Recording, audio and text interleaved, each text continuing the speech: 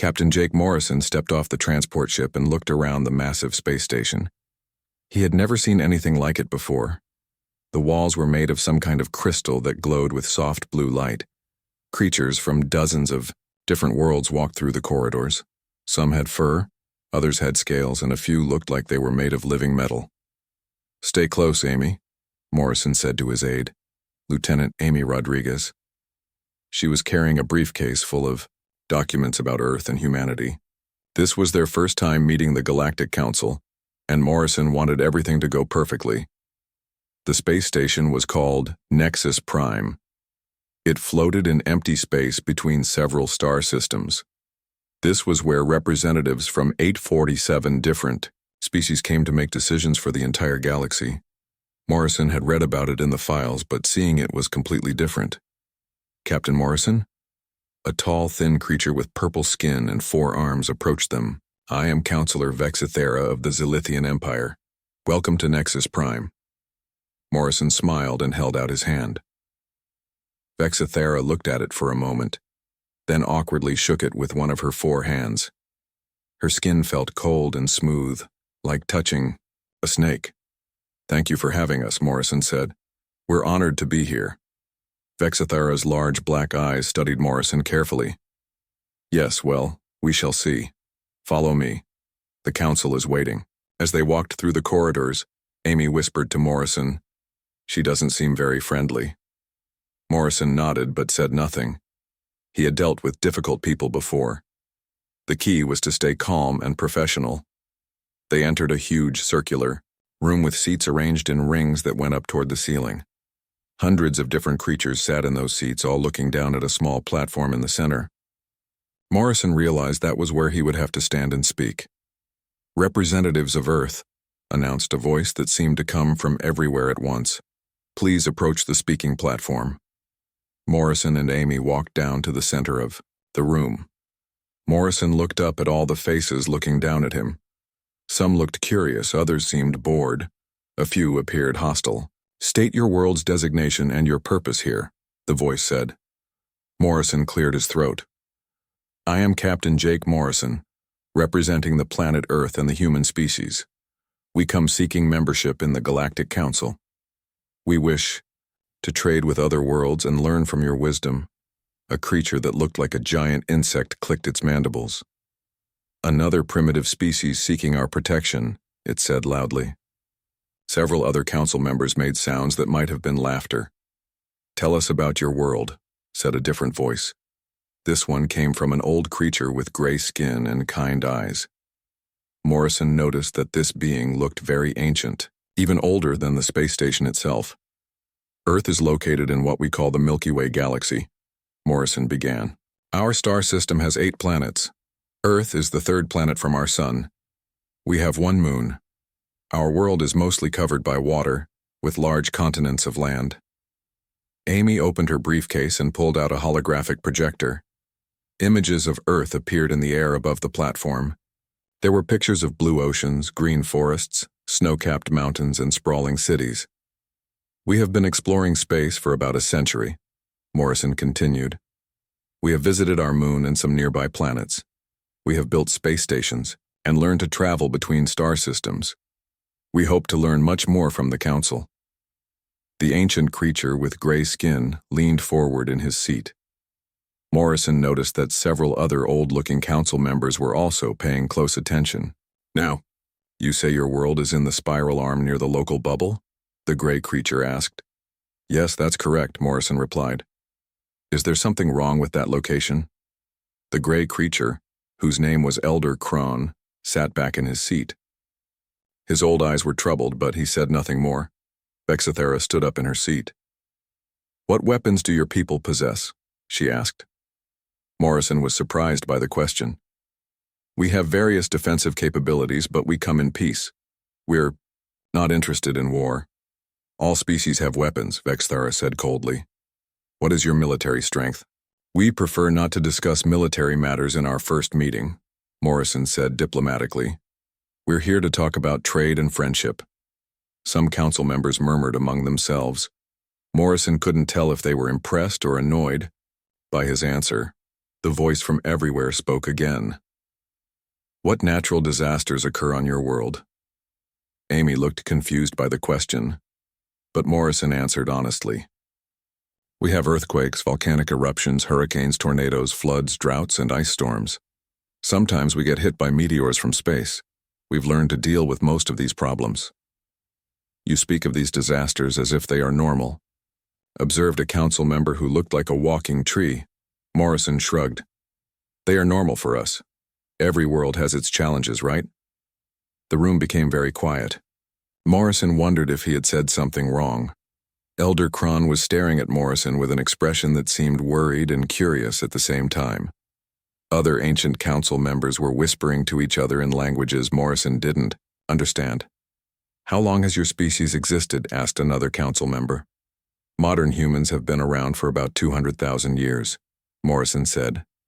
But life on Earth has existed for billions of years. We evolved from earlier species. What happened to those earlier species? The tree-like creature asked. Morrison looked at Amy, who pulled up more holographic images. Many went extinct during various catastrophes. Asteroid impacts, ice ages, volcanic winters, changes in the atmosphere. Life on Earth has survived 5 major extinction events. The room became even quieter. Morrison could hear his own heartbeat. 5 extinction events? Vexathera repeated slowly. Yes, Morrison said. The most recent was about 65 million years ago. A large asteroid hit Earth and killed the dinosaurs. That's when mammals became the dominant species. Elder Kron stood up suddenly. This session is adjourned, he announced. We will reconvene tomorrow to continue discussions. The council members began filing out of the room, but Morrison noticed that many of them were looking at him strangely. Some seemed afraid, others looked amazed. Did I say something wrong? Morrison asked Amy as they left the platform. I don't think so, Amy replied, but she sounded uncertain. Maybe they're just not used to hearing about extinction events. As they walked back toward their quarters, Morrison noticed that there were more security guards around than before. They were being followed, but not in a threatening way. It was more like they were being watched. That night, Morrison lay in his bed thinking about the day's events. Something about the council's reaction bothered him. Why did they seem so interested in Earth's location? Why did they ask about natural disasters? And why did Elder Kron look so worried when Morrison mentioned the extinction events? Morrison fell asleep with questions spinning in his mind, unaware that across the station, Elder Kron was spending the night searching through ancient files that hadn't been opened in thousands of years. Elder Kron could not sleep. He sat in his private chambers staring at the wall where ancient star charts glowed softly in the darkness. The human's words kept echoing in his mind. 5 extinction events. The spiral arm near the local bubble. A world of water and disasters. Kron was old even by Valdorian standards. He had lived for over 3,000 years and had access to records that most council members had forgotten existed. Tonight, those old memories were stirring like ghosts. Stood up slowly, his joints creaking, and made his way to the archive center. The corridors were empty at this hour. Most species needed sleep, and the station operated on a cycle that accommodated everyone. The archive center was a massive library that contained the history of every known civilization in the galaxy. Kron had spent centuries organizing and protecting these records. He knew where everything was stored, including the files that were locked away in the deepest vaults. Archivist Zeftel, Kron called softly. His young assistant emerged from behind a stack of data crystals. Elder Kron? What are you doing here so late? Zeftel asked. He was a Kepler, a species that looked like tall, thin humans with silver skin and large eyes. I need to access the pre-council archives, Kron said. Section 7, the restricted files. Zeftel's eyes widened. Elder, those files haven't been opened in over a millennium. Are you sure? I'm sure, Kron replied grimly. Something the humans said today. I need to check something. They descended deep into the archive, past level after level of stored information. The pre-council archives were located in the most secure part of the station, These were records from civilizations that existed before the Galactic Council was formed, some dating back over 10,000 years. Crone placed his hand on a scanner. The massive vault door slid open with a deep rumble. Inside, ancient data, storage devices lined the walls. Some were crystals, others were metallic cubes, and a few were made from materials that no longer existed in the galaxy. "What exactly are we looking for?" Seftel asked as they entered the vault. "References to a world called Terra, or Earth, or any mention of the Deathworld in the spiral arm," Crone said, pulling out storage devices and connecting them to a reader. They worked in silence for hours. Most of the ancient files were corrupted or incomplete. Many civilizations had been destroyed before they could properly preserve their records. But slowly, fragments began to emerge. "Elder," Seftel called out. "I found something here. It's a partial battle report from the Nexari Empire. They mention a world they called the Forge of Nightmares." Crone hurried over. The text was faded and hard to read, but he could make out key phrases. "Survivors of the catastrophe world," and "impossible resilience," and "recommend avoiding contact." "Keep looking," Crone said urgently. "There has to be more." An hour later, Seftel found another fragment. This one was from a species called the Builders, who had vanished over 8,000 years ago. The file mentioned coordinates that matched Earth's location exactly. "Listen to this," Seftel said, reading from the ancient text. "Warning. The third world of the Yellow Star harbors a species of unusual adaptability. They have survived multiple planetary cleansing events. Recommend classification as extreme hazard. Do not engage." Crone felt a chill run down his spine. He had been alive when the Builders disappeared.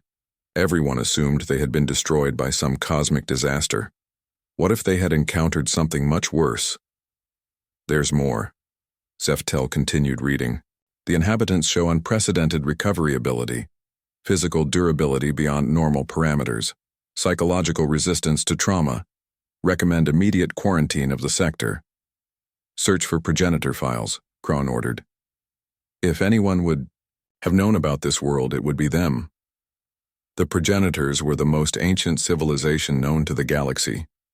They had ruled over thousands of star systems before mysteriously vanishing. Their technology was so advanced that even now, 10,000 years later, no one fully understood it. Finding progenitor files was like searching for shadows. Most of their records had been destroyed or hidden, but Crone knew where to look. Deep, in the oldest part of the vault behind layers of security that had been forgotten by time, he found a single progenitor data crystal. The crystal was black as space and felt warm to the touch. When Crone connected it to the reader, strange symbols appeared on the screen. The translation system struggled with the ancient language, but slowly, words began to form. Warning log. Date, untranslatable. Subject, world designation Hadros. Classification, Crucible class Deathworld. Inhabitant species, Terrans. Status, extreme caution required. Crone's hands shook as he read the file. The progenitors had known about Earth. They had even named it. Hadros, in their language it meant the place where gods are forged. The inhabitants of Hadros have survived untranslatable number extinction level events. The file continued. Each catastrophe has made them stronger. They adapt at a rate that defies biological norms. They show no fear of death and treat warfare as an art form. Recommend avoiding all contact. If contact is unavoidable, recommend immediate submission. Elder, Seftel whispered. There's more. Look at this warning. The final part of the file contained a single line that made Crone's blood freeze. The Terrans are what we might have become if we had been born in hell instead of paradise. Crone stared at the screen for a long time. Everything was starting to make sense. The humans seemed so normal, so friendly. But they came from a world that had killed every other species that tried to live there. They had survived disasters that would have wiped out entire civilizations. We have to tell the council, Seftel said. Wait, Crone replied. Let me check something first. He accessed the current security files for the human delegation. What he found made his stomach turn. The humans' ship, the New Horizon, was not just a diplomatic vessel. Hidden beneath its peaceful exterior were weapon systems that the station's scanners couldn't identify.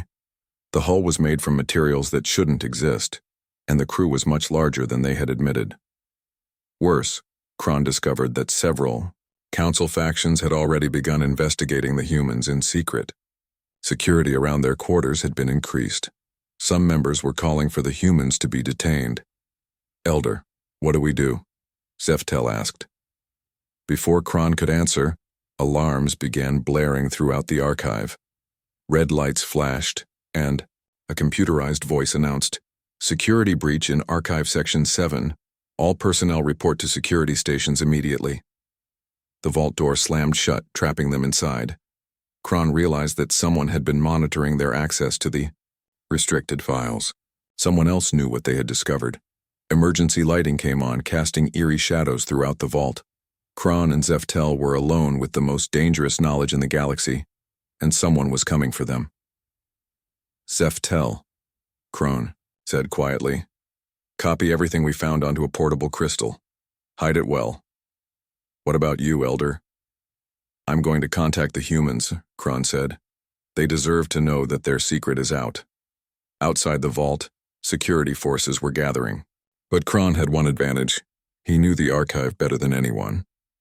Hidden in the deepest part of the vault was an emergency communication system that could reach anywhere on the station. As Zeftel frantically copied files, Kron activated the hidden communicator and sent a coded message to Captain Morrison's quarters. "The Council knows what Earth really is. Trust no one. Seek the truth in the old places." The last thing Kron saw before the security forces broke through the vault door was Zeftel slipping away into the shadows with the crystal containing humanity's secret. Captain Morrison woke up to the sound of his communication device beeping.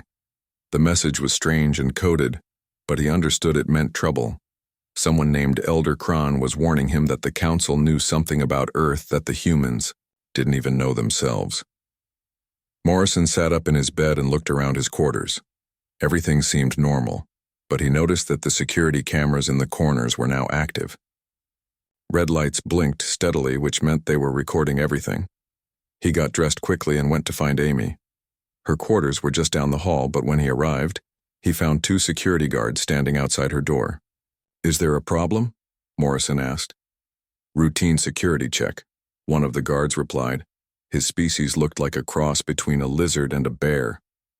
"Lieutenant Rodriguez is being questioned about some missing archive files." Morrison's heart skipped a beat. "What missing files?" "That's classified information," the guard said. Morrison knew he needed help, but he didn't know who to trust. The mysterious message had said to seek the truth in the old places. The oldest place on the station was probably the archive center. He made his way through the corridors, trying to look casual. More security guards were patrolling than usual. Some of them followed him at a distance. Morrison pretended not to notice. The archive center was mostly empty when he arrived. Most of the researchers and historians were at breakfast. Morrison found a public terminal and began searching for information about Earth's location in space. What he found confused him. According to the galactic star charts, Earth's region of space had several different names. Some species called it the Dead Zone. Others referred to it as the Place of Endings. A few ancient races had marked it with warning symbols. "Captain Morrison?" a voice said behind him. Morrison turned around to see a young creature with silver skin and large eyes. He looked nervous and kept glancing around as if he was afraid of being watched. "I'm Zeftel," the creature said quietly. "I work with Elder Kron. He told me to find you." "Where is Elder Kron?" Morrison asked. "Security arrested him last night. They say he was accessing restricted files without permission." Zeftel pulled out a small crystal and pressed it into Morrison's hand. "He wanted you to have this." Morrison looked at the crystal. It was warm and seemed to glow with its own light. "What is it?" "The truth about your world," Zeftel said. Everything we found in the ancient files. Captain, your people are not what they think they are. Before Morrison could ask more questions, Zeftel disappeared into the crowd of archive users. Morrison pocketed the crystal and tried to look like he was still researching star charts. An hour later, Dr. Lisa Parker arrived at the archive. She was part of the human delegation, a scientist who studied alien cultures. Morrison had been hoping to find her. "Lisa," Morrison called out. "I need to talk to you." Dr. Parker looked around nervously. "Jake, something strange is happening. I tried to access some historical files yesterday and they told me my clearance level wasn't high enough. But I had access to those same files the day before." Morrison showed her the crystal that Zeftel had given him. "Someone gave me this. They said it contains information about Earth. They found a private study room and connected the crystal to a reader. What appeared on the screen made both of them sit down heavily. The files contained thousands of years of warnings about Earth. Species after species had marked it as a deathworld. The progenitors, the most advanced race in galactic history, had called Earth the crucible where gods are forged. "This can't be right," Dr. Parker whispered. "They're talking about Earth like it's some kind of nightmare world." Morrison read through more of the files. Every ancient civilization that had knowledge of Earth had the same advice: stay away. The planet was too dangerous. The species that lived there were too adaptable, too resilient, too skilled at warfare. "Look at this," Dr. Parker said, pointing to a section of text. "They say humans have survived 5 planetary extinction events. They call that impossible." "But it's not impossible," Morrison said slowly. "It's just Tuesday for us." They kept reading. The files described humans as a species that treated impossible odds as normal challenges. A people who had evolved in conditions so harsh that paradise would be boring to them. Warriors who found warfare beautiful and peace temporary. "Jake," Dr. Parker said, her voice shaking. "According to these files, every species that ever tried to conquer Earth either went extinct or fled in terror." Morrison felt a chill run down his spine. "But that's not true. Humans have never been contacted by aliens before now." "Maybe the aliens never made contact because they were too afraid to try," Dr. Parker suggested. A new voice spoke from the doorway. "That's exactly right." They turned to see Commander Rick Hayes, Morrison's military advisor. Hayes was a quiet man who had served in Earth's space defense forces. He rarely spoke during diplomatic meetings, but now his eyes were hard and serious. "Commander," Morrison said, "how long have you been listening?" "Long enough," Hayes replied. He entered the room and closed the door behind him. "Jake, there's something I haven't told you about our mission here." Morrison and Dr. Parker waited for him to continue. "Earth's military has been tracking alien ship movements near our solar system for the past 50 years, Hayes said. "We know about at least 30 different species that have visited our region of space. But none of them ever made contact. They just observed us from a distance and left." "Why didn't you tell us this before?" Morrison demanded. "Because our orders were to appear peaceful and primitive," Hayes replied. "Earth's government wanted the aliens to underestimate us. We needed to know what kind of galaxy we were dealing with before we showed our true capabilities." Dr. Parker stared at him. "What true capabilities?" Hayes smiled grimly. "Jake, the ship we arrived on isn't really a diplomatic vessel. It's a warship disguised as a peaceful transport. The trade, goods in our cargo hold are actually enough weapons to level this entire station."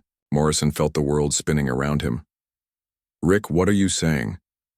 "I'm saying that Earth sent us here as a test," Hayes replied. "If the aliens accepted us peacefully, great. If they didn't," he shrugged. "Well, let's just say that the New Horizon has friends nearby." Before Morrison could respond, alarms began blaring throughout the station.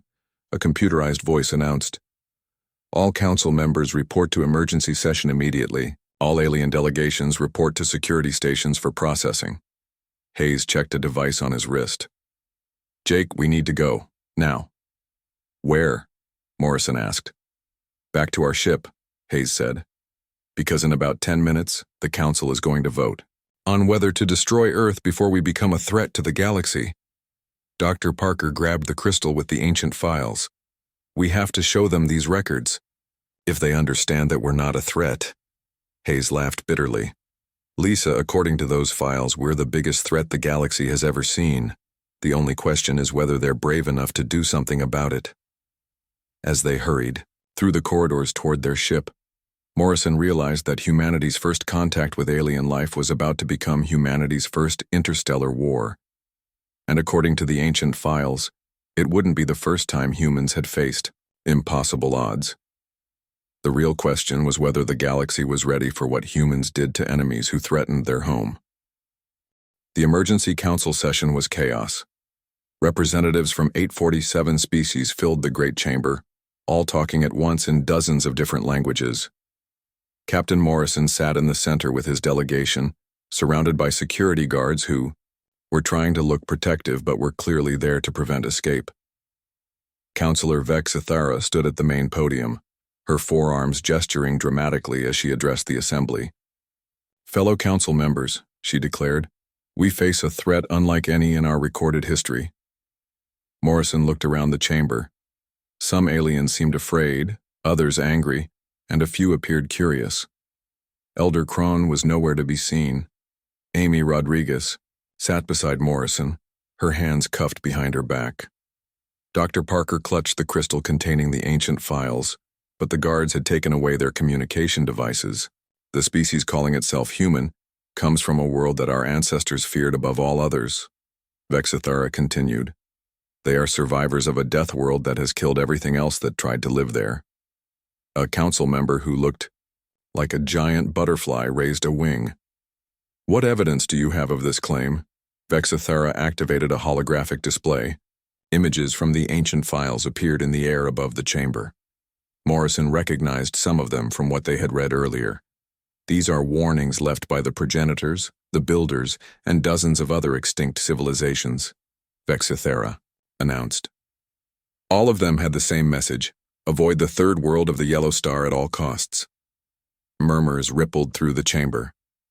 Morrison could see fear growing on many faces. Furthermore, Vexithara said, our security scans have revealed that the human ship contains weapons of unknown design. Their diplomatic mission is actually a military scouting operation. Commander Hayes leaned over to Morrison and whispered, "She's not wrong about that part."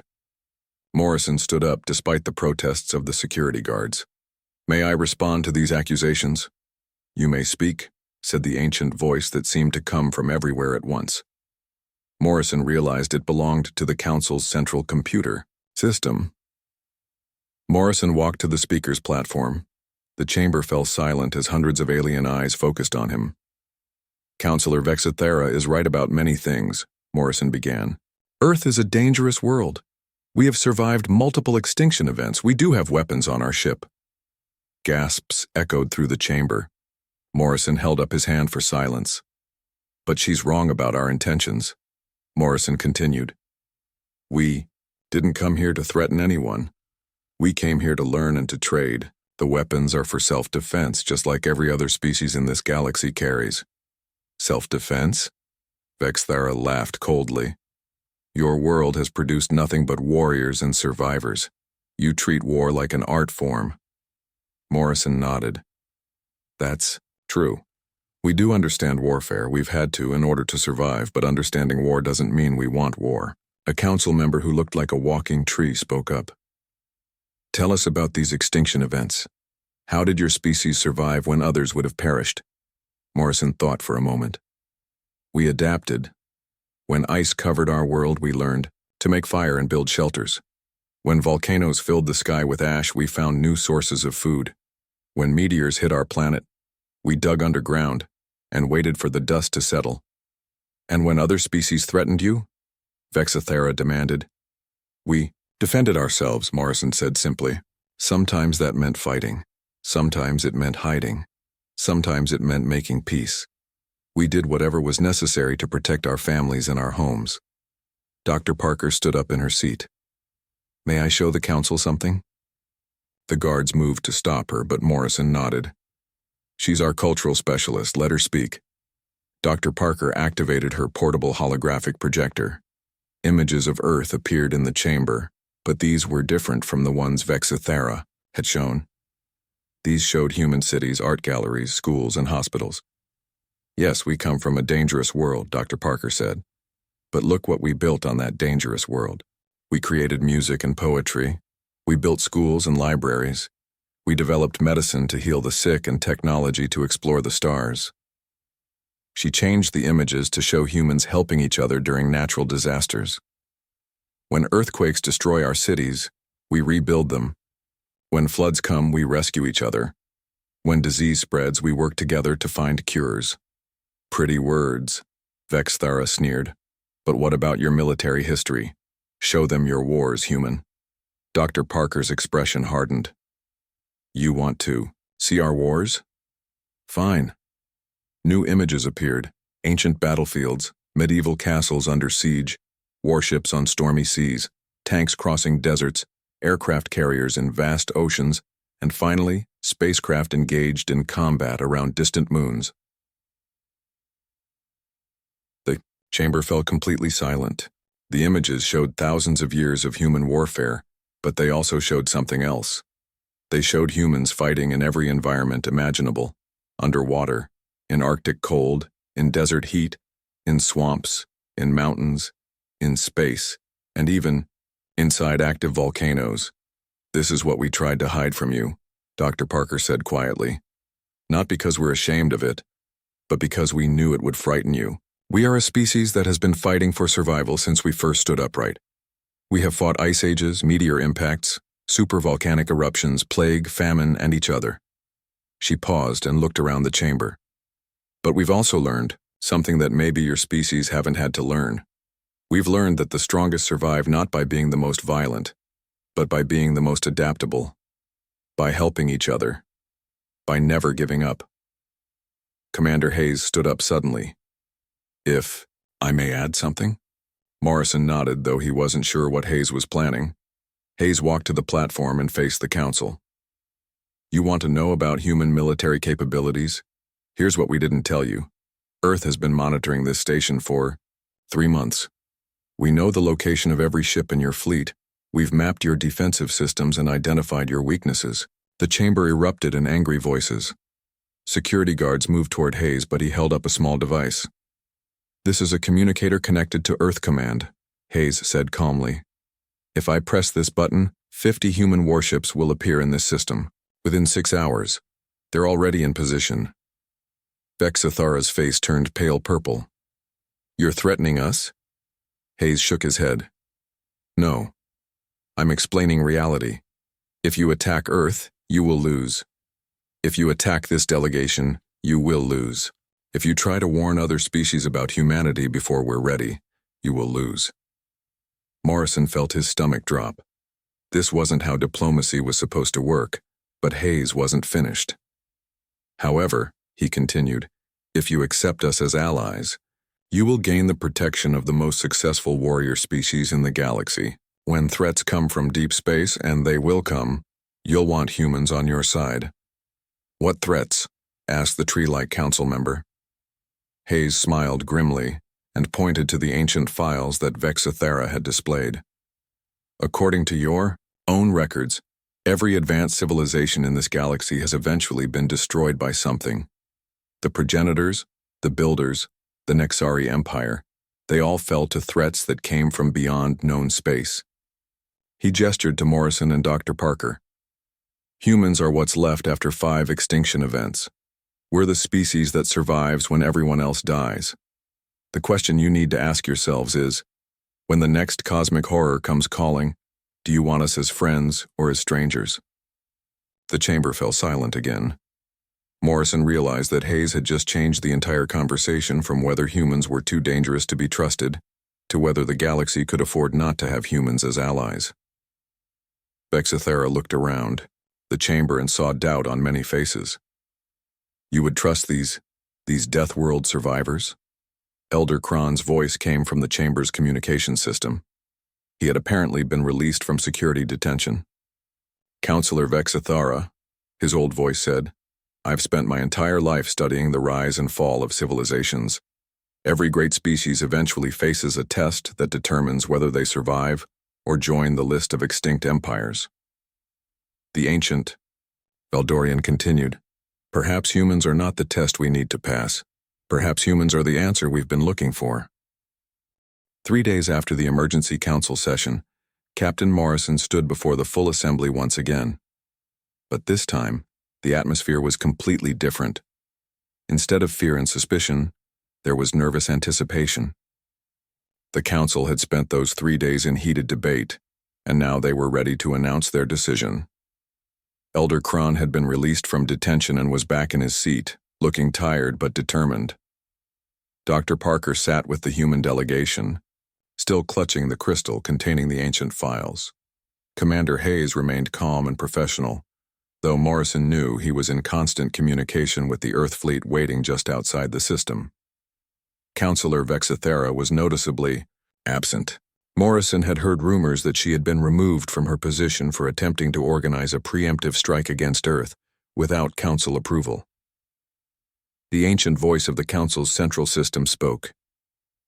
The Galactic Council has reached a decision regarding the human species and their request for membership. Morrison held his breath. 3 days ago, he had thought this would be a simple diplomatic mission. Now he realized that the future of human-alien relations hung in the balance. After extensive review of historical records and careful consideration of current circumstances, the voice continued, the Council offers humanity not standard membership, but a seat on the High Council of Elder Species. Morrison blinked in surprise. The High Council was reserved for the oldest and most advanced civilizations in the galaxy. No species had been invited to join it in over 1,000 years. Furthermore, the voice announced, Earth is hereby designated as a protected deathworld under ancient protocols. No species may approach the Sol system without human permission. Dr. Parker leaned over to Morrison. Jake, do you understand what just happened? They're not just accepting us. They're treating us like one of the ancient powers. A new voice spoke from the chamber. Ambassador Kate Wilson, Earth's senior diplomat, who had arrived on a fast courier ship the day before. On behalf of Earth and humanity, we accept the Council's offer. But we have conditions. Morrison tensed. This hadn't been discussed. Ambassador Wilson stood and addressed the assembly. First, all current Council members will be given full disclosure about Earth's defensive capabilities and our fleet positions. No more secrets. No more fear. If we're going to be allies, we need to trust each other. Murmurs of approval rippled through the chamber. Second, Wilson continued, humanity will share our survival technologies with any species that requests them. Our medical advances, our disaster response protocols, our agricultural techniques, anything that can help preserve life. And third, Wilson said, her voice becoming serious, humanity will take responsibility for protecting this galaxy from external threats. Our ships will patrol the outer regions. Our soldiers will stand guard at the edge of known space. And if something comes from the deep void that threatens any of our allies, humans will be the first to meet it in battle. Elder Kron stood slowly. Ambassador Wilson, your offer is generous, but why would humanity take on such a burden? What do you gain from protecting species that just days ago considered you a threat? Wilson smiled. Elder Kron, humans have learned something over our long history of survival. The strong survive not by dominating the weak but by protecting them. A galaxy where only the strongest species exist is a galaxy that will eventually destroy itself. General Pete Collins, Earth's military representative who had arrived with Wilson, stepped forward. If I may add something practical to this discussion. Morrison nodded, though he was getting tired of surprises. Collins activated a holographic display showing the galaxy's outer rim. Our long-range sensors have detected something disturbing. There are energy signatures moving toward this galaxy from intergalactic space. Based on the historical records we've reviewed, these signatures match descriptions of the threats that destroyed the progenitors and other ancient civilizations. The chamber fell silent. This was exactly what Commander Hayes had warned about. Then, approaching objects are still several decades away, Collins continued, but they're moving fast and getting faster. Whatever they are, they're not natural phenomena. They're artificial constructs, possibly ships or weapons. How long do we have? Asked a council member who looked like a crystalline spider. 30 to 40 years, Collins replied. Maybe less, if they can accelerate further. Ambassador Wilson nodded grimly. This is why Earth accepts the responsibility of galactic defense. We've seen this pattern before, in our own history, and in the records of extinct civilizations. A peaceful galaxy develops technology and prosperity, but loses the ability to defend itself. Then something hungry and hostile arrives from outside, and everyone dies. She looked around the chamber. Humans are what happened when a species refused to become extinct. We're what evolution produces when every alternative is death. We're offering to be your immune system against the darkness. Elder Kron stood again. The Council accepts humanity's offer, but I have one question for Captain Morrison. Morrison stood. Yes, Elder? Your species has survived 5 extinction events on your own world. You've developed technologies that we don't fully understand. You've built warships that our sensors can barely detect. You're offering to protect us from threats that destroyed civilizations far more advanced than ours. Kron paused. What do you fear? Morrison thought for a long moment. It was a good question, and it deserved an honest answer. We fear becoming like the progenitors, Morrison said finally. We fear becoming so advanced and comfortable that we forget how to fight. We fear becoming so peaceful that we can't defend ourselves when peace ends. He looked around the chamber. But mostly we fear being alone. Humans need something to protect, something to care about, something worth fighting for. A galaxy full of friends is worth fighting for. Dr. Parker activated her holographic projector one more time. New images appeared. Human families, children, playing in parks, couples holding hands, friends sharing meals. This is what we're really offering to protect, she said. Not just your species or your worlds, but your right to live in peace. Your right to raise your children without fear. Your right to create art and music and literature without worrying about invaders from the void. Commander Hayes checked his communicator. The Earth fleet is requesting permission to enter the system. They want to begin joint patrols with Council. Ships immediately. Ambassador Wilson nodded. Permission granted, and transmit this message to Earth Command. Mission successful. Humanity has found its place in the galaxy. As the Council session ended and representatives began filing out, Morrison realized that everything had changed. 3 days ago, humans had been unknown primitives from a backwater world. Now they were the galaxy's designated protectors. 6 months later, Morrison stood on the bridge of the UES Guardian, one of Earth's newest warships, as it patrolled the galaxy's outer rim. Beside him stood Zeftel, who had accepted a position as liaison between the Council archives and Earth's military intelligence. Contact on long-range sensors, reported the ship's tactical officer. Unknown configuration, approaching from intergalactic space. Morrison studied the display. The object was huge, dark, and clearly artificial. It matched the energy signatures that General Collins had warned about. Battle stations, Morrison ordered calmly. Send a message to the Council. Unknown. Hostile detected. Earthships moving to intercept. Recommend civilian evacuation of outer colonies. As alarms sounded throughout the ship, Morrison felt the familiar calm that came before combat. This was what humans did. This was what they had always done. When something dangerous emerged from the darkness, humans stepped forward to meet it. The last transmission from the Guardian before it engaged the intruder was characteristically understated. Cosmic horror detected. Tuesday's schedule is now Wednesday's problem. Earth ships have this one covered. In the months that followed, as more threats emerged from deep space, the galaxy learned to sleep peacefully, knowing that somewhere in the darkness, human ships were standing watch. The species that had once feared Earth now thanked whatever gods they worshipped that humans had decided to be protectors instead of conquerors. And in the deepest archives of Nexus Prime, Elder Kron updated the files on humanity with a single notation, species classification, guardian, status, exactly what the galaxy needed.